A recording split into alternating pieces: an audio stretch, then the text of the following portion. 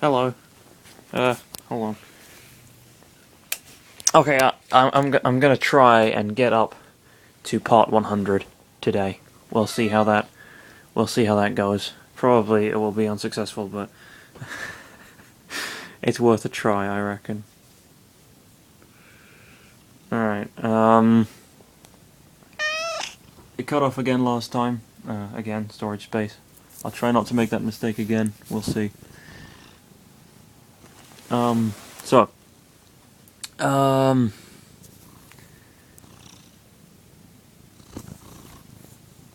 the boat finally started its voyage to the west. Much for the pleasure of the four, they sat down as the boat peacefully saw the waves of the sea towards the east, where Dragon Roost Island awaited.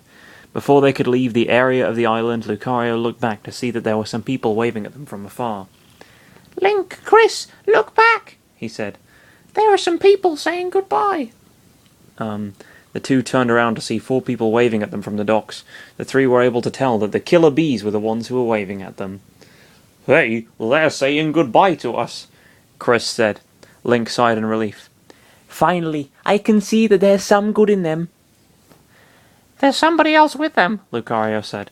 The three saw that Mrs. Marie had come out from the classroom since she appeared from behind the children. Upon seeing the trio leaving the island, she waved at them together with the children. Chris smiled a bit. "Do you think that they all changed?" "Well, I don't know," Link said. "I'll see if they did next time I drop by here." The three began to wave at the group before they could leave the vicinity of the island, the classroom waving at them before both groups stopped seeing each other and stopped. "Chris," Lucario began. "can I ask you something?" "Yes." Chris said. "Well, don't we know where the sail was before?" "What do you mean by that?"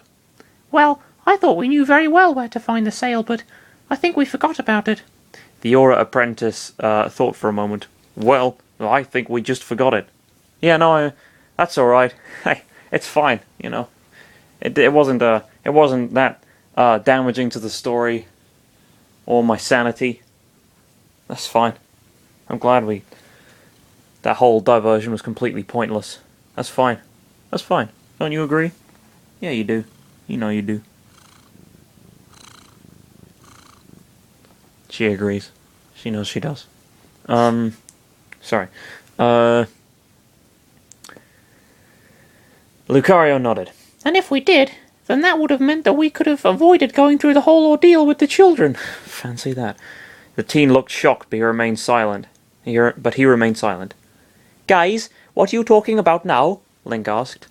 "Forget it," Chris muttered, Lucario frowning at this. Sorry.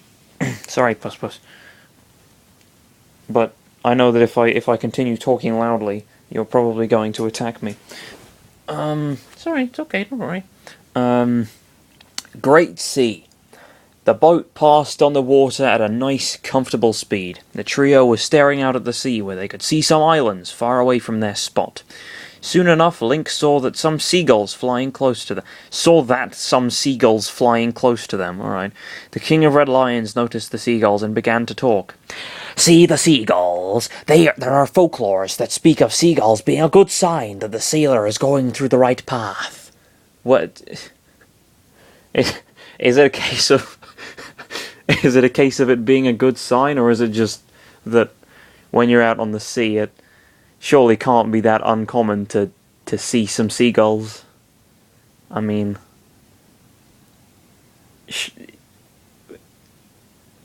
But...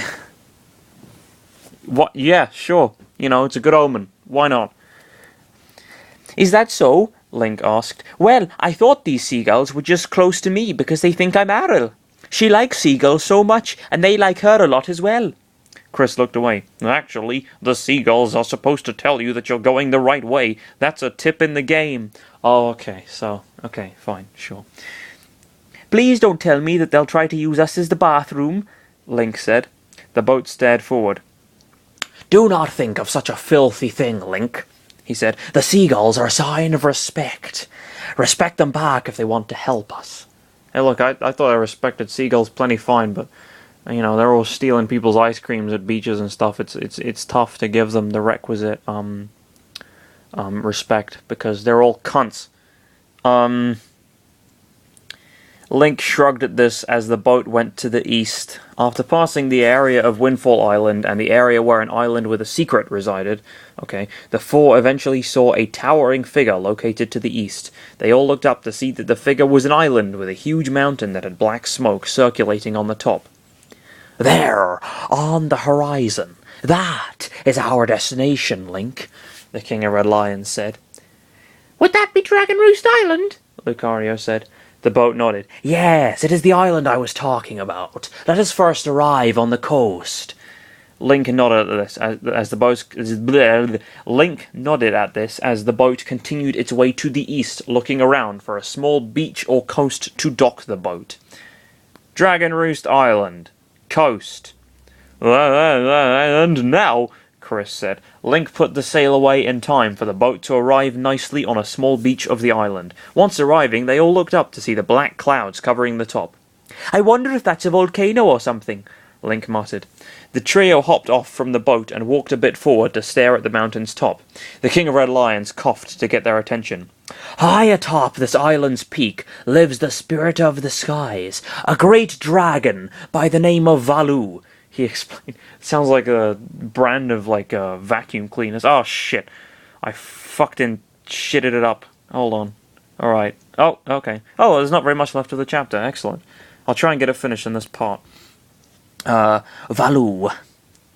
By the name of Valu, he explained. Valu, Link said. The boat nodded. Valu is a high authority, Link. You must go see this dragon and request from him a jewel called Din's Pearl. Link crossed his arms. What is the Din's Pearl? It's a special artifact that is going to help us soon, the boat explained. We need that in order to stop Ganon from spreading his dark winds across the Great Sea. Link was a bit skeptical. Well, okay, I'll go for it. But is the dragon friendly? Oh, please, don't think Valu is a vile monster, the boat said. He is a very respectable person. Once you go with him, he should give you the pearl. He looked up and narrowed his eyes. However, I fear that there is something wrong with this island. In this island. He looked back at the three. Please, do go see what is happening. These winds are causing havoc as we speak. Chris embraced himself. Oh, I can tell we're so going to fight very soon. I mean, if you've played the game, then you probably know. Ask the people of the Rito tribe who inhabit this island about how to see the dragon, the boat instructed. The Rito? You don't mean the tribe who work as postmen, right? Link asked. That's the very same tribe. Link rubbed his chin. I wonder if Quill is here. Thanks to him, I was able to convince Tetra from coming to the Forsaken Fortress. You might find your acquaintance in there, the King of Red Lions said. But before you go, I want you to take this with you. The trio saw that the talking had a small baton hanging from his mouth. Please, take it, the King of Red Lions said. Link looked a bit grossed out by the baton in a talking boat's mouth. If it's a boat, it can't produce saliva. It's fine. In a talking boat's mouth. Well, he had a right to question where the boat took the baton out. That's a good point, actually. Since when were you holding that baton? I didn't see it before. I had it inside me all this time. It doesn't have internal organs. It's a fucking boat. The trio looked a bit disgusted at this fact. Now, besides being a talking boat, the King of Red Lions had a stomach of the sorts. How do you know? Maybe it just had like a secret compartment or something. Ellipsis. Link silently went to pick the baton from the boat's mouth. Upon taking it out, the Hylian stared at it with a skeptical look, wondering if it really was inside the boats within. For that matter, did the King of Red Lions really have a stomach? So, Link began. What is this thing again? The boat ignored the disgusted looks of the trio. It's a baton of sorts, that was used long ago when people played music in prayer of the gods. In those days, simply using it allowed one to borrow the power of the gods, but I don't know if it still works. Okay, a baton for playing music. Lucario looked bored at this. So you're saying that you had this baton for a long time, and you don't know if it even works? Well, how am I supposed to know? The boat asked. I can't even play it like this. Only someone with hands, in this case Link, can use it for something. The trio stared at him with an eerie silence. Even so, I think it might be of some use to you, The King of Red Lions said, embarrassed. It doesn't hurt to try, does it? Does it now?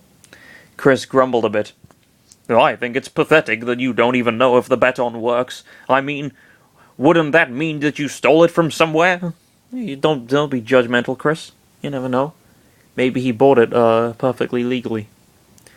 I did not steal it from somewhere, the boat stated angrily. Besides, I have forgotten how to call upon the gods with it. How can you ask ill-mannered questions like that to the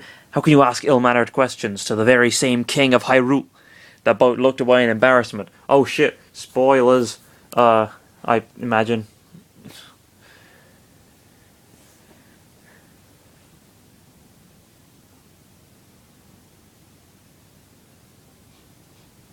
I think she's asleep.